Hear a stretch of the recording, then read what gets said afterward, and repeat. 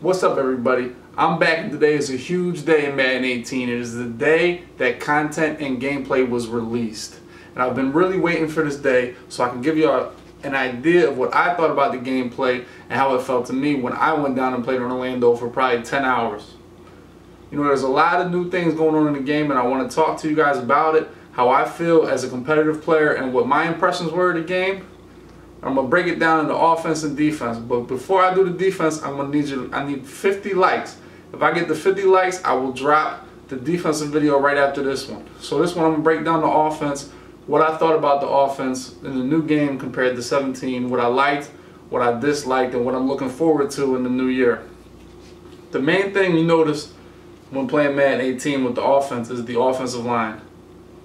They're great, they're smart, they don't get fooled by anything, and they hold their blocks.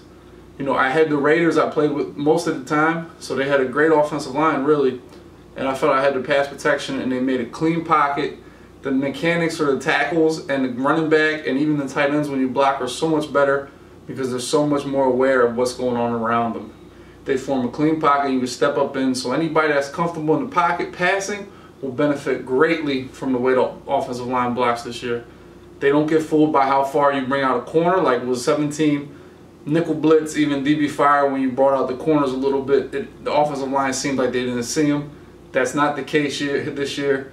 They even see the bleacher blitz coming from the corner, so they'll pop out and see the bleacher blitz instantly. It's really effective blocking scheme.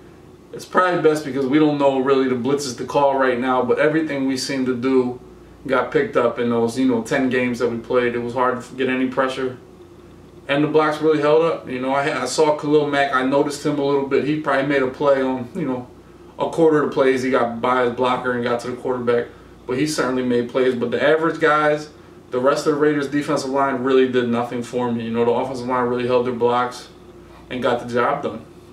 So that was one of the strengths that I noticed. The offensive line improvements are phenomenal as far as picking up blitzes and holding their blocks.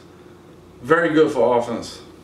Also, another point that was huge was the offensive skill moves. The ball carrier moves are all the way back.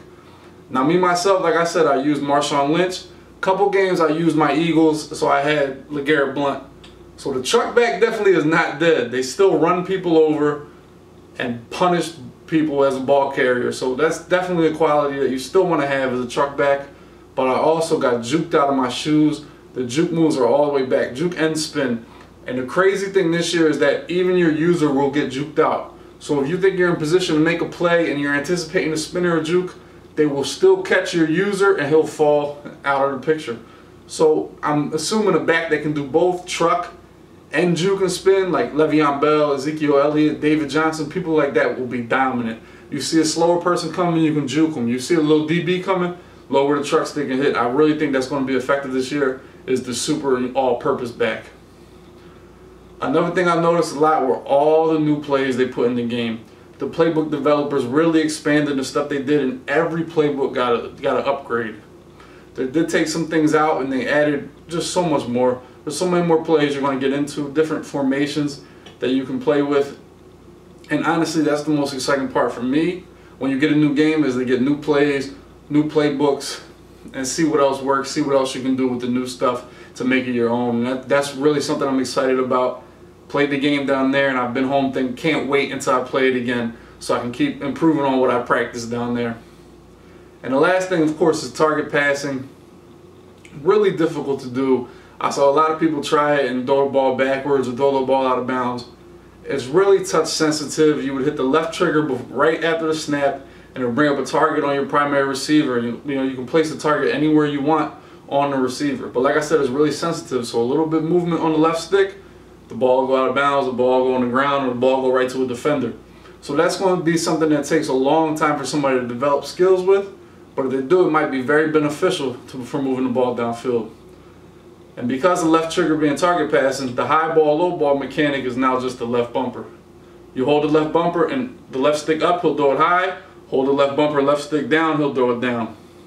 So just new controls on the offensive side of the ball, that we got to get used to.